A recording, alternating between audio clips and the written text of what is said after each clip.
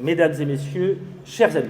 Alors, il y a, vous savez, dans la vie politique des moments, quelquefois, que l'on redoute, clairement, et puis d'autres que l'on espère. Des jours où l'on doute et d'autres où l'on savoure. Je ne vous cache pas qu'aujourd'hui, c'est quand même, on savoure cette belle journée, ce bon moment avec vous, avec tous ceux qui ont, d'une manière ou d'une autre, pris part au renouveau de ce marché couvert.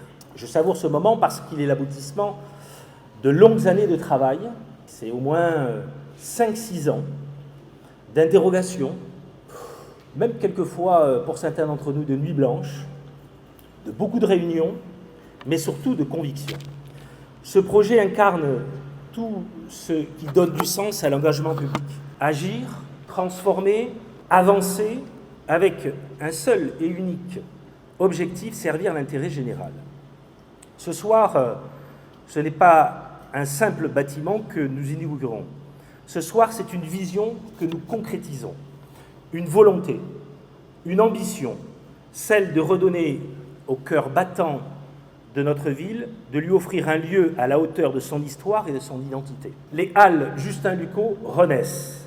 Avec elles renaît un projet, pas beaucoup, mais certains, une minorité, ont considéré comme trop ambitieux, trop audacieux. Et pourtant, Justin Lucot, d'ailleurs en son temps, avait lui aussi essuyé les critiques lorsqu'il avait imaginé ce marché couvert. Certains le disaient visionnaire, d'autres le pensaient même un peu trop rêveur. Certains lui reprochaient de vouloir trop en faire, voire trop grand pour une ville dite de province. Et pourtant, quelques décennies plus tard, qui contestent encore la pertinence de son projet, puisque c'était son projet, le projet de son équipe. Qui oserait dire aujourd'hui que ce marché n'a pas marqué notre patrimoine, notre quotidien et nos souvenirs d'enfance, pour certains? Alors oui, on aurait pu faire plus simple. Oui, on aurait pu faire plus rapide.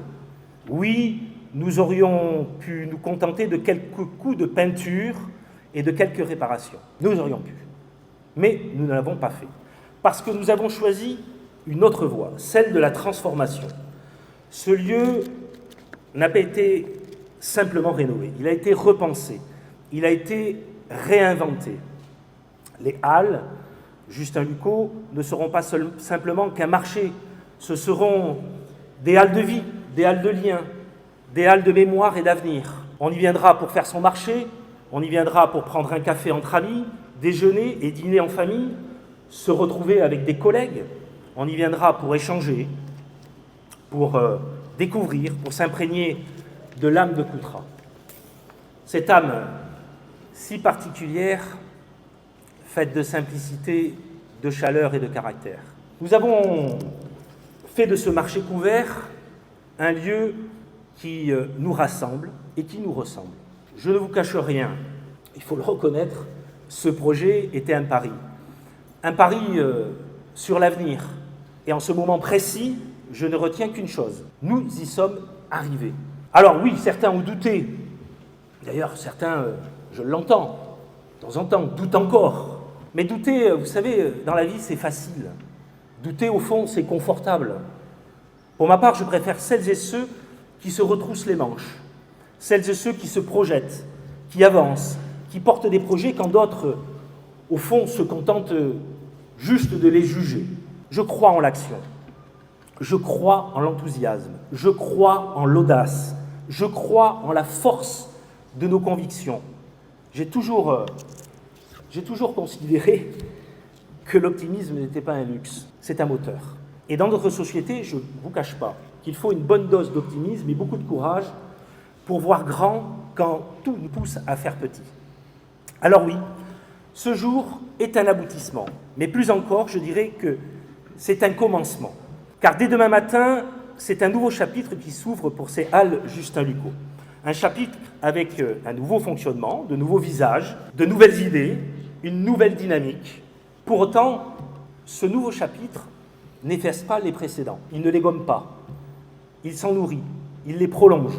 Comme dans tout grand roman, chaque chapitre a son style, ses héros, ses émotions.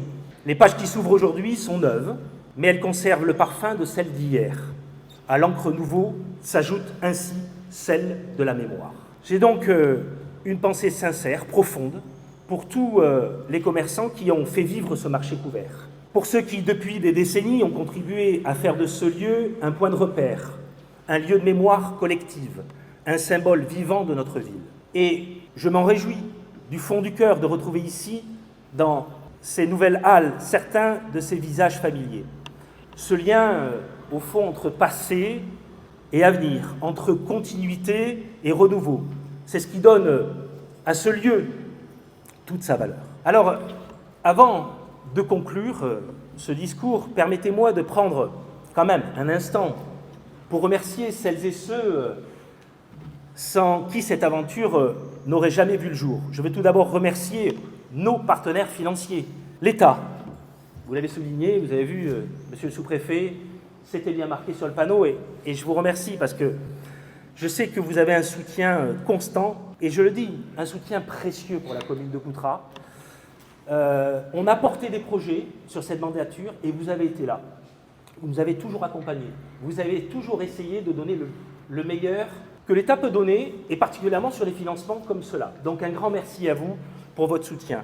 Je pense aussi à la région Aquitaine, Nouvelle-Aquitaine, et tout particulièrement à Laurence Roued qui s'est battue. Laurence s'est battue pour ce projet, je le sais, avec beaucoup d'énergie, pour défendre notre projet, ce projet des Halles. Une fois encore, la région a démontré sa capacité à soutenir des dynamiques locales et à faire vivre concrètement le principe d'équité territoriale. Je vous en remercie, parce que c'est quand même un engagement qui mérite d'être souligné, tant, il faut le dire, ça ne va pas toujours de soi. La communauté de l'agglomération libournaise, cher Philippe, mon cher Philippe, la CALI a répondu présente pour accompagner financièrement cette transformation, présente aussi pour soutenir certains commerçants en leur apportant des aides ciblées. Et je profite pour remercier d'ailleurs Marianne Chollet, qui est aussi l'adjointe à la commune et vice-présidente, pour avoir défendu leur dossier. Je fais d'ailleurs une petite parenthèse, parce que quand je parle du soutien à Philippe, je vais être un peu trivial, on s'est fait chier pour le monter, il faut le reconnaître. Et à un moment donné, je t'ai appelé et je t'ai dit, on a un problème. Et tu m'as dit de suite, si on peut, on suit. Je tiens à te remercier, comme je tiens à remercier aussi Laurence Roued, parce que de la même manière, on avait une difficulté, je l'ai appelé, et m'a dit, on te fera tout pour vous sortir de cette situation, force qu'on n'a pas eu besoin pour des raisons techniques. Mais la réalité, c'est que tu as été là, et je t'en remercie, parce que pour moi, pour nous, je retiendrai en tout cas ce geste important dans les moments où, dans des situations, sur des projets comme ça, on sait à qui on a affaire. L'Union européenne, par le biais du PETR du Libournais, que je remercie pour sa contribution au rayonnement de ce projet sur notre territoire et le département de la Gironde. Je veux ensuite me retourner vers les agents de la collectivité qui ont porté ce chantier au quotidien. Je pense notamment à la Direction générale des services et aux services juridiques qui ont été largement mobilisés. Un travail de fond considérable et nécessaire a été fait. Je pense aussi à l'administration générale, au service des marchés publics, au service des finances, au service technique, à la police municipale, aux placiers, à la communication. Tous ont été au rendez-vous et je dis heureusement que vous avez été là. Et ce soir, j'ai quand même une pensée particulière pour deux personnes que je souhaite mettre en évidence ce soir. La première, c'est Thibaut Benard, notre manager de commerce et responsable de l'agence publique Articom, là encore une fois, parce qu'on a été suivi par l'État qui finance une partie de notre manager. Thibaut Benard a donné beaucoup sur ce projet. Encore hier, il transpirait dur. Thibaut, tu as été un pilier de ce projet. Je ne sais pas où est Thibaut. Il doit se cacher. Tu as mouillé la chemise. Tu es allé sur le terrain. Tu as démarché, accompagné, conseillé, rassuré. Tu as su faire le lien entre la vision politique que nous avions de ce projet et les réalités commerciales avec efficacité et rigueur. Alors Thibaut, merci vraiment pour ton engagement.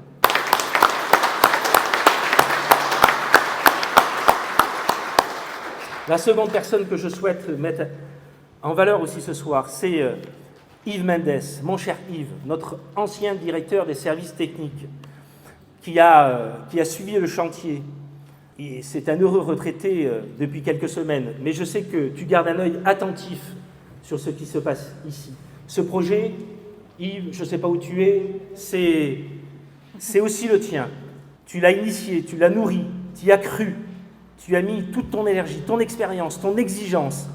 Aujourd'hui, tu peux être très fier de ce que nous avons accompli et nous sommes fiers de l'avoir accompli avec toi. Vous pouvez être tous fiers d'ailleurs. Ce projet, c'est le vôtre. Ce projet, c'est le nôtre. Ensuite, un grand merci aux élus qui ont joué un rôle clé dans l'avancée de ce projet. Mon cher Philippe, mon adjoint à l'urbanisme, mon ami, qui est architecte de métier, ton regard, ta connaissance technique, ta capacité à dialoguer avec les acteurs de ce chantier ont été une aide précieuse. Alain Jambon, mon premier adjoint, tu as porté l'idée dès le début de cette galerie. On va aller la visiter tout à l'heure, vous verrez le travail incroyable qui a été monté sur l'histoire de Coutras et de notre territoire. Aujourd'hui, elle est là et elle porte ta signature. Il manque, je te l'ai dit, juste une petite chose. Peut-être un jour ta statue.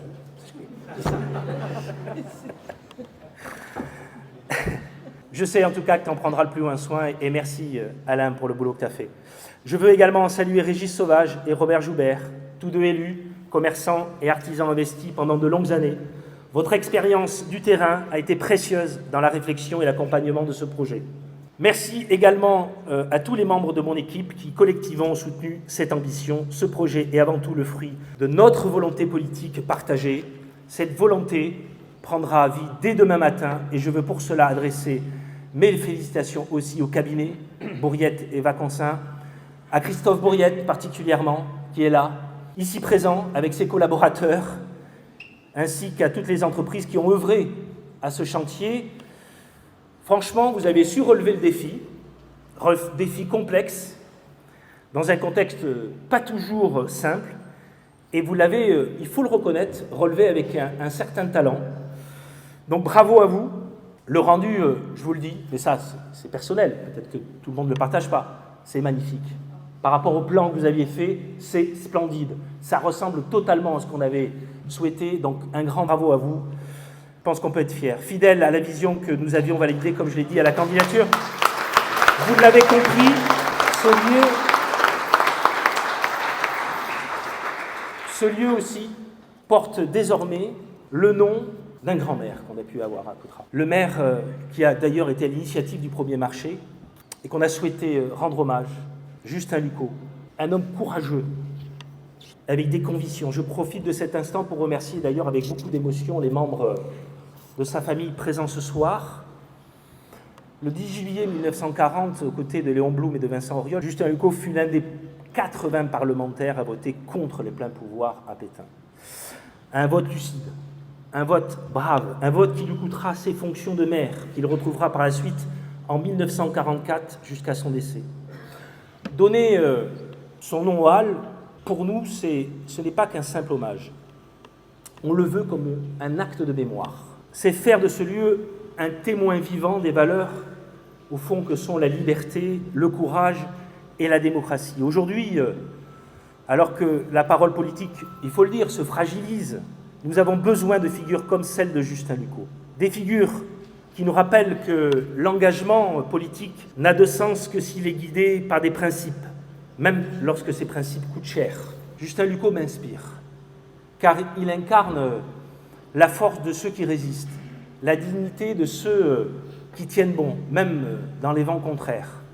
Et si ces halles deviennent un lieu de vie, qu'elles soient aussi un lieu de mémoire, où l'on se rappelle que notre démocratie ne vit que si nous en prenons soin, collectivement, et surtout au quotidien.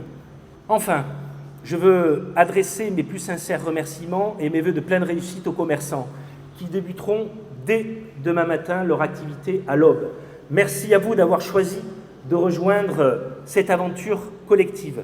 Merci de votre confiance. Merci de croire en ce lieu, de croire en son potentiel, de croire en Coutras. Vous êtes désormais ici, chez vous. Vous êtes les premiers acteurs de cette renaissance, les premiers visages de ce nouveau chapitre. Et il nous revient désormais d'écrire l'histoire de ces lieux. Alors je l'espère avec passion, avec ambition, avec tous ensemble, car ce projet ne concerne pas seulement ces murs, il ne concerne pas seulement ceux qui y travailleront ou y passeront. Il a été pensé dès le départ comme un moteur pour notre commune, pour ce centre-ville, un levier puissant, c'est ce que je disais tout à l'heure, une locomotive pour les commerces du centre-ville et pour le tissu économique coutrillon dans toute sa diversité. Nous ferons de ces Halles Justin Lucot le cœur battant de Coutras, un cœur qui donne du souffle à toute une ville. Donc je dirais, vive Coutras, vive le commerce de proximité, vive les Halles Justin Lucot, et que ce lieu continue de vibrer pleinement, librement, joyeusement, à l'image de l'âme vive et généreuse de notre ville. Merci de votre écoute.